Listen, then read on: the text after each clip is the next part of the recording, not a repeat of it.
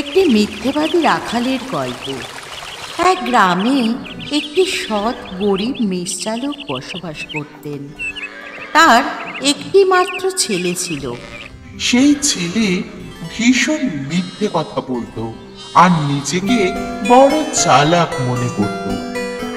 সে তার বাবার সঙ্গে মেষ চড়াতে যেত প্রায়শই পাহাড়ের রাস্তায় রাস্তায়।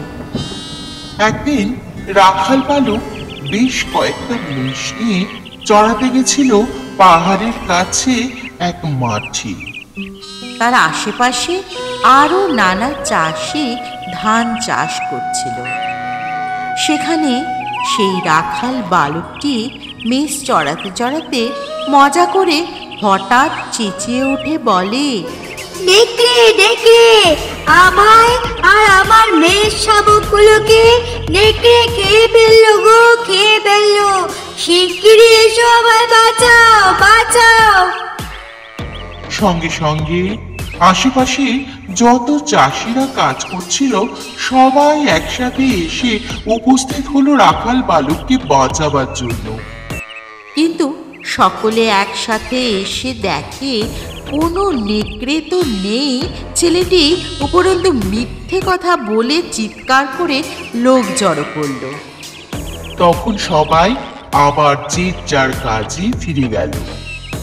বেশ কয়েকদিন যাবার পর রাখাল বালক মেষ চড়াতে গিয়ে পুনরায় একইভাবে চিৎকার করে বলে, বাঁচাও বাঁচাও, নেকড়ে আবার আমাকে আক্রমণ করেছে। তৎক্ষণাৎ মানবিকতার খাতিরে সকল চাষিরা আবার বাঁচানোর তাগিদে রাখাল বালকের কাছে গিয়ে উপস্থিত হলো।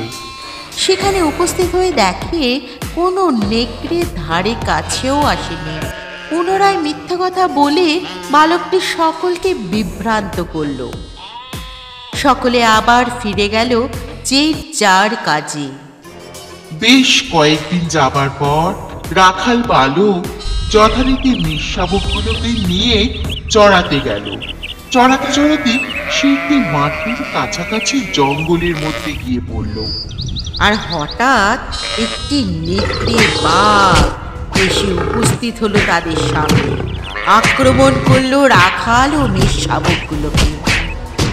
তখন রাখাল সত্যি সত্যি ভীষণ চিৎকার করে বলে, বাঁচাও বাঁচাও, আমাদের নেকড়ে বাঘ আক্রমণ করেছে আমাকে আর আমার মেষ শাবকগুলোকে। সত্যি বলছি, তোমরা সবাই এসে আমাকে বাঁচাও গো, বাঁচাও, আমায় বাঁচাও। তখন রাখালের মিথ্যে চিৎকার করার কথা ভেবে কেউই তার ডাকে এলো না ও সাড়াও দিল না। অবশেষে মেষ শাবকগুলো মারা পড়ল নেকড়ে বাঘের হাতে। আর রাখাল বালক নেকড়ে বাঘের হাতে আহত হয়ে দৌড়াতে দৌড়াতে বাড়ি ফিরল। এই গল্প থেকে আমরা এই শিক্ষা পাই যে অহরহ মিথ্যে কথা যারা বলে তাদের কেউ বিশ্বাস করে না, তাদেরকেই অবশেষে বিপদে পড়তে হয়।